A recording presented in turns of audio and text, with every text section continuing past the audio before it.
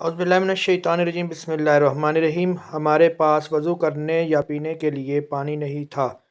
हज़रत जाबर रज़ी अल्लाह अन्हा कहते हैं कि हदीबिया के दिन लोगों को प्यास लगी। रसूलुल्लाह सल्लल्लाहु अलैहि वसल्लम के पास एक बर्तन था जिसमें पानी था। आप सल्लल्लाहु अलैहि वसल्लम ने इससे वज़ू किया। फिर लोग आप सल्लल्लाहु अलैहि वसल्लम के पास आए। रसूलुल्लाह सल्लल्लाहु अलैहि वसल्लम ने फरमाया, तुम्हें क्या हुआ?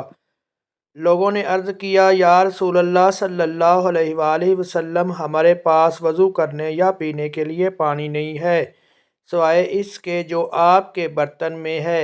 तो रसूलुल्लाह सल्लल्लाहु अलैहि वसल्लम ने अपना हाथ बर्तन में डाला और पानी की उंगलियों के दरमियान से चश्मों की तरह फूटने लगा, तो हमने पी लिया और वज़ू किया। मैंने जाबर से कहा, इस दिन तुम्हारा नंबर क्या था? इसने जवाब दिया, अगर हम 1,00,000 भी होते तब भी हमारे लिए वो पानी काफ़ी होता। बहरहाल हम 1500 थे।